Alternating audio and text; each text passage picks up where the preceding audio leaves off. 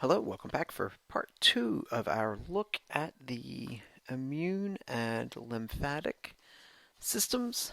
In our first video, we spent some time kind of reviewing the overall purpose of the lymphatic system, its organization and arrangement, and some of the key structures that we find. And in this video, we're going to focus more on the organs that are associated with the lymphatic system. This is a slide that we actually left off with in the first video. We're going to pick back up here in the second video with this slide just to make sure that we are good with the division as far as what is a primary lymphatic organ versus a secondary lymphatic organ. And if I had to narrow this down into simplistic terms, then what I would have to say is that our primary lymphatic organs are a source of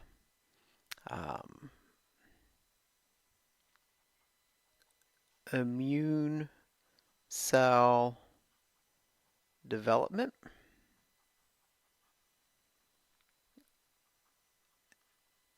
and maturity, whereas our secondary lymphatic organs are a site or location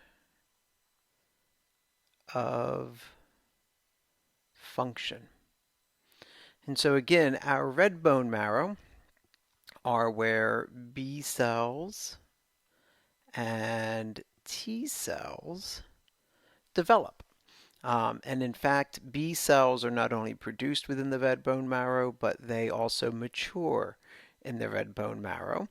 T cells are produced within the red bone marrow, but they mature within the thymus.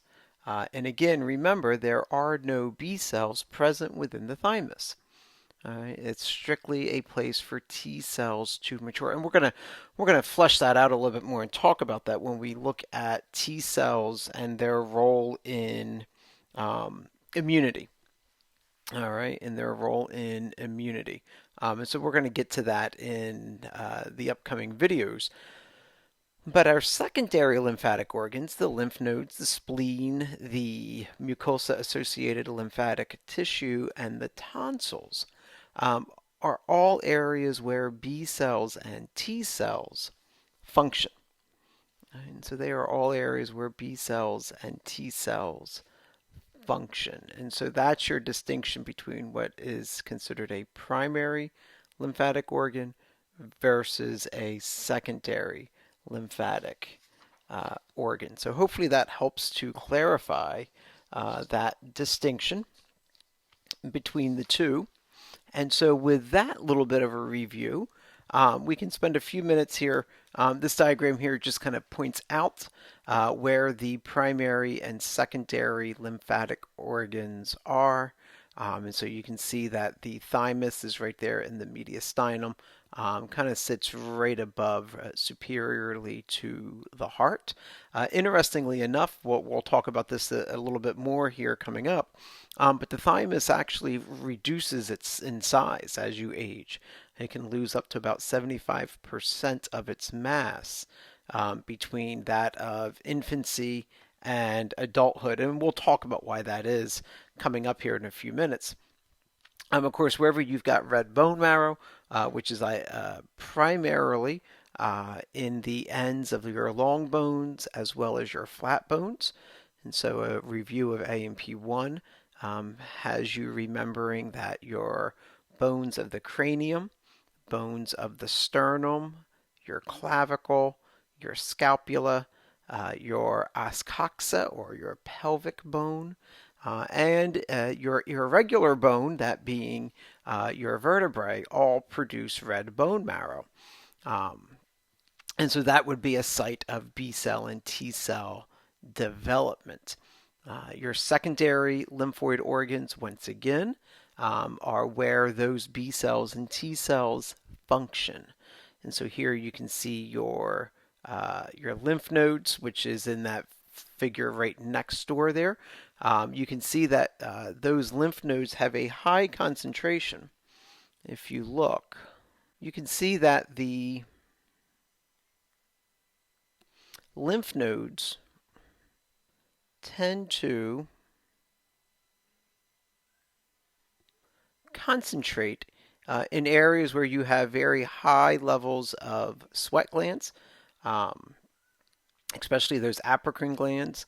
And so here behind the knee, in the groin area, in the axillary area, here in the antecubical or cubital area, all right, in and around the throat area, mainly because that's an access point, the abdominal area. You have a high number of lymph nodes in those areas, about 600 and some odd lymph nodes on average in each individual. And so a lot of filtering of lymph and a lot of monitoring for pathogens that are going on, especially again in areas where you have high amounts of apocrine sweat glands and opening to the outside world. And so the pelvic area is constantly being exposed to pathogens from the external environment. The oral cavity, and so this area of the head up in here, constantly being exposed to a lot of pathogens from the external environment. Your tonsils, which we'll talk about, of course, your spleen, and then you've got your MALT system, your mucosa-associated lymphatic tissue. All right. And so things like Peyer's patches within the small intestines. And of course, your appendix. We know that the appendix serves as an area of reserve for lymphocytes. And so a lot of immune cells are in there. You also have bacteria that's in there as well to help kind of re-kick or restart things that are happening maybe within the colon. But again, a major area of monitoring and filtering happening within the appendix as well. And so here we have our first structure that we're going to spend a good amount of time on. In fact, the majority of this video is going to be spent looking at the thymus, because that's going to set us up for some understanding as we move into looking at how T cells actually mature and become immunocompetent. And so we need to have a good foundation of that understanding going in. As I mentioned a little bit ago, the thymus is a lot larger, about 75% larger in infants than what it is within an adult. And by the age of 30, your thymus has greatly reduced, again, about 60 to 75% of its original size. And the reason for that is because the thymus is where T cells go to mature. And if you know from the lab, or as you know from the lab, there is a cortex, there's a thymic cortex, and there's a thymic medulla. And as you will learn, the T cells enter into the thymic cortex, and that is an area where the T cells are immature. And they have to pass a test. They pass what we call a positive selection test, and they have to pass what we call a negative selection test. And if they pass both of those tests, they make it to the medulla, where they finalize their maturing. And we'll talk a little bit more about that as we continue through our journey here. But there is a process. It's not like all T cells make it to the medulla. In fact, 98% of T cells fail. 98% of T cells fail their test. And so you guys think that anatomy has a high fail rate. Imagine having a 98% failure rate. And the punishment for failing their test is apoptosis or cell death. And so it has a harsh penalty that comes for not passing that positive selection and negative selection test that we're going to talk more about. So please remember that when you are struggling in AMP2, and remember that for those that maybe you were in AMP1 with that did not make it. AMP has a much higher success rate than what your T cells have going through the thymus. All right. And again, the reason for this, the reason for this drop off, but the reason for this stringent testing is twofold. One, when you are an infant, everything you come in contact with just about is a new experience. And so your immune system has to very quickly deal with a large amount of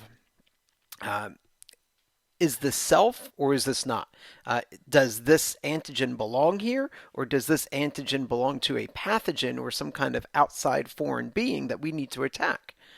Almost everything it comes in contact with, it needs to go ahead and decide react or not react.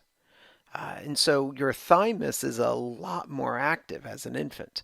As you age, your rate of exposure to new antigens is reduced. And so because it is reduced, the activity of your thymus also reduces.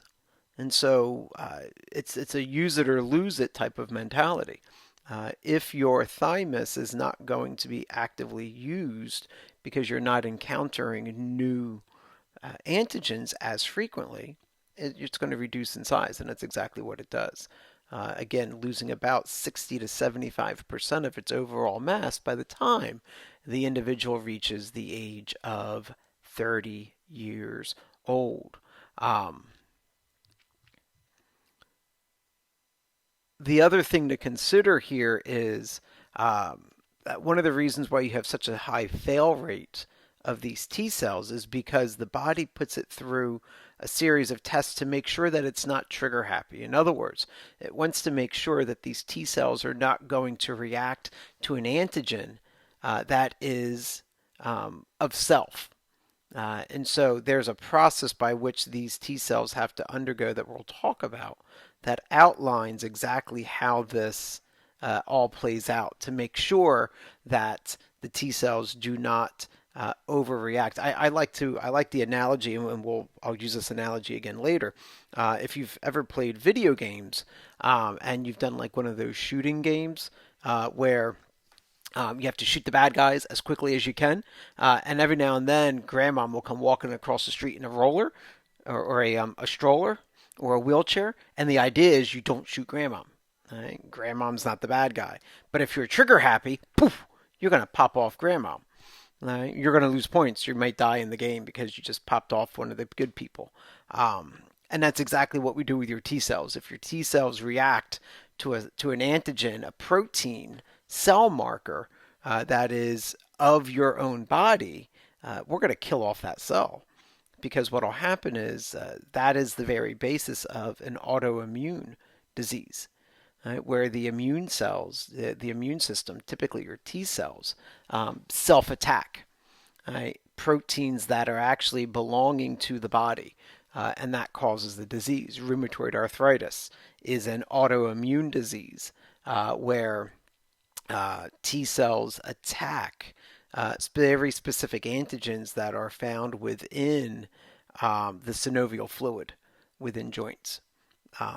And so that's a defect, and that's something that is should not happen at the frequency that it happens. And so there's a very stringent test that those T cells have to undergo. That testing of T cells, the testing of T cells happens within the cortex.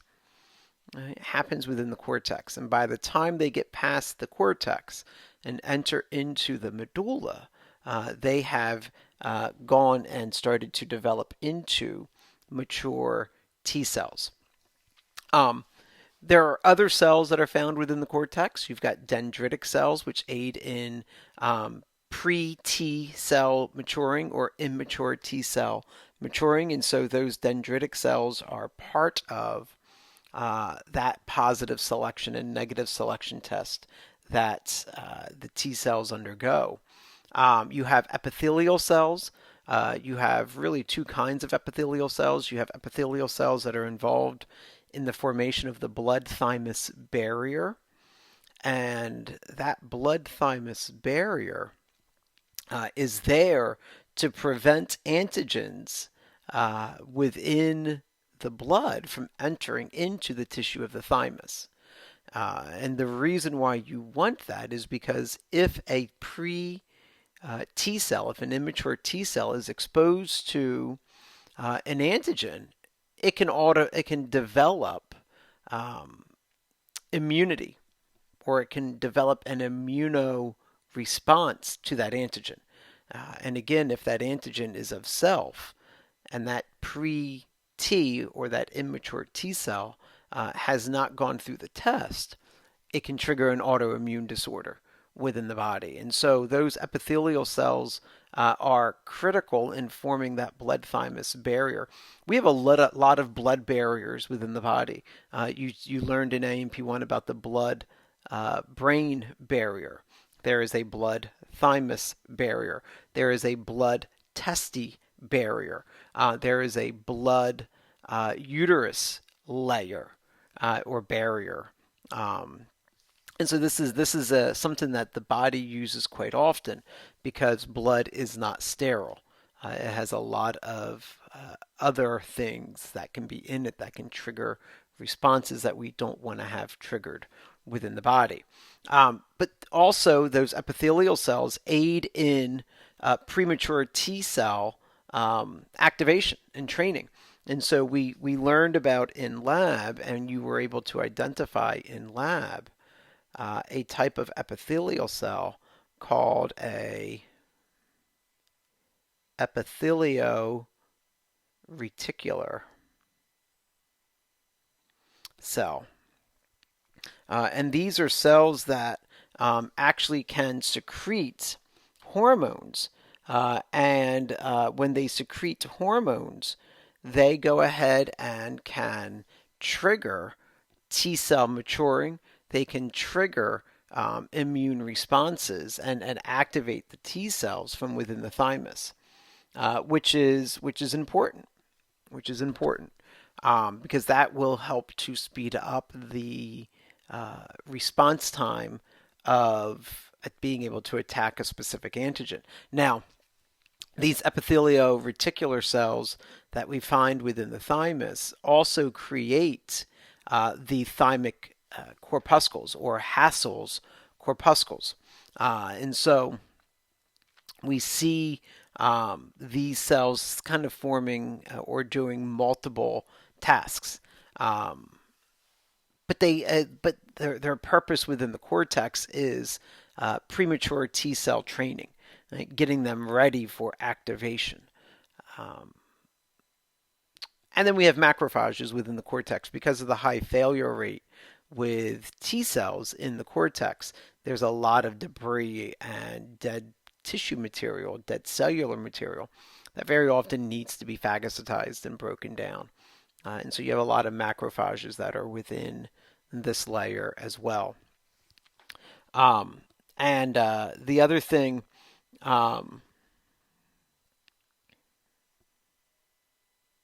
that you need to consider here within the medulla is the role of those thymic corpuscles, or Hassel's corpuscles. And the truth of the matter is we don't really have a good idea of what they do. You can literally look at 3 or 4 different anatomy textbooks and get 3 different answers as to what the function of Hassel's corpuscles are. What we know is that they are keratinized, hardened rings made up of those epithelio-reticular cells that you were able to identify within the lab. And outside of that, their function varies, and it's not really well understood. Some textbooks have the thymic corpuscles as an area of T cell death. It's kind of where T cells go to die, but that's not confirmed. That is a hypothesis as of right now. Some people, some authors, have the thymic corpuscles as an area where regulatory T cells develop. And these regulatory T cells prevent autoimmunity from developing. So these autoimmune disorders from developing. But that has not been confirmed either. Again, it's a suspicion. And so everywhere from regulatory T cell function to T cell destruction, and everything in between. So it's really not clear what these thymic corpuscles do. They're either activatory, or they are deactivatory, or it's a combination of both. We just don't know at this time. And that's one of the things that you need to kind of accept with anatomy and physiology, and that is we don't know what everything does yet. We don't quite know what everything, what its role is or what its function is, especially when it comes to homeostasis. And that's okay. That's what makes this subject matter so fascinating, at least for me. We do know that the epithelio-reticular cells within the medulla are responsible for secreting a number of hormones. And in the medulla, the epithelio-reticular cells' role in hormone secretion is basically regulating T cells. And so hormones such as thymosin,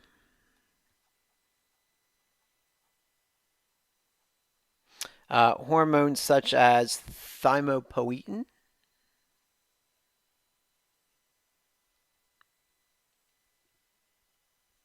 hormones such as thymulin, and a type of hormone or protein that we will talk a lot more about and that we have talked about already is interleukins. We know that their role is very important in the maturing of various formed elements within blood, and we're going to talk more about them and their role in immune response with your T cells and your B cells. And something else that we have not talked about yet, but interferons will be something else that we will talk about. It's another type of protein response. And epithelio-reticular cells have the ability to go ahead and stimulate the release of interferons. And so we're going to talk more about this as we go through. All right? Remember that the thymus lacks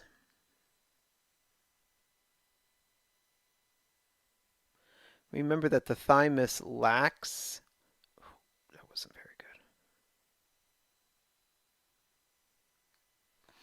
good. The thymus is going to lack follicles.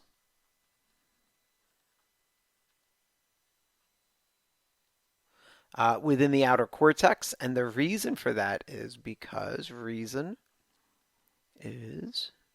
no B cells are present. Again, it's all about the T cells within the thymus. All right. And the other thing is there's no follicles here because there is no direct antigen response. In other words, the thymus does not initiate or does not engage in immunity. Right? So it's not like the thymus is actually filtering lymph or blood looking for antigens. It's strictly a training ground to prepare our T cells. And so that's important for you to keep in mind, that the thymus is strictly a training ground for our T cells to mature. Again, these are lymph nodes. We've kind of already talked about them. I think you've got a decent grasp on them. This is where we have a lot of B cells present. And we also have T cells that are present because remember, we do have secondary follicles that are present within the cortex. All right. And specifically, those B cells are within the germinal center of those secondary follicles. Tonsils, right? We know we have three sets of tonsils. You have your adenoids, or what is also referred to as your pharyngeal tonsils, your palatine tonsils, and your lingual tonsils. And the whole purpose of these modified lymph nodes, it's really what tonsils are, they're modified lymph nodes surrounding the oral cavity, is to isolate and protect any kind of pathogen that may have entered in while you were eating, drinking, and or breathing at any point in time. The tonsils actually have these crypts that are lined with secondary follicles, which we know again have a high degree of B cells that are present within them. And these nodules or these follicles will promote immune response through the use of antibodies. And if there is any kind of pathogen that is detected, viral, allergen, bacterial, whatever it might be, the response is to attack, identify, and break down. And the result of that is usually the formation of tonsillar stones. And tonsillar stones tend to have or develop these pockets of hardened pus that very often have to be removed. And so you can actually go in and squeeze them out. If you're bored, go on YouTube and search tonsil stones, and you'll see exactly what I'm talking about. But the tonsils are a modified lymph node, and its whole job is to filter and to monitor everything that is passing into the oral cavity. Because remember, that's now going into your digestive system, and we'll talk more about that when we get into the digestive system in a little bit. The spleen, it's of course located laterally to the stomach. It's located inferiorly to the diaphragm, and it's located superiorly to the kidney. And that would be the left kidney specifically. So the spleen is on the left side of your abdominal cavity. And from lab, you know that we really have two different regions of tissues that are there. We have red pulp and we have white pulp. The red pulp is where you have a high degree of filtering happening within the blood. The white pulp is where you've got a high amount of, once again, B cells and then again some T cells that are present. And the function of the spleen is to, in infants, aid in red blood cell production. But later, the function of the spleen serves as an area of death and refurbishing of red blood cells. And at the same time, it's going to monitor the blood for any kind of antigens, any kind of bacteria, any kind of pathogen that may need to be taken out through an immune response. And again, this here is just an overview of what you've already looked at in lab, with the differences between your red pulp and your white pulp, your central artery that is always associated within the white pulp. And so this brings us to the end of our second video.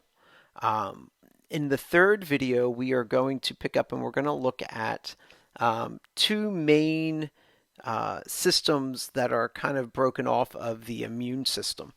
And what I mean by that is if you look at our immune system, I'll give you a preview of what we're going to be looking at next.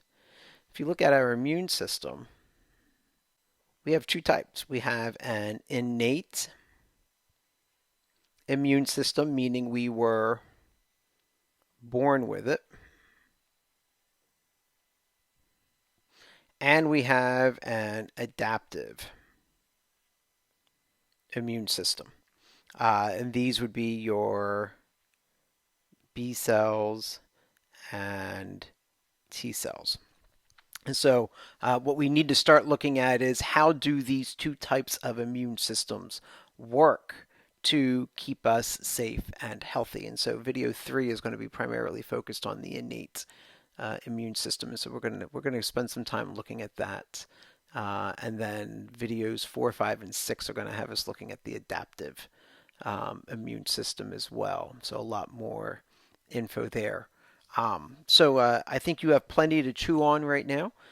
Spend some time kind of reviewing this information and ask questions, jot those questions down, and with that said, I'll catch you on the flip side.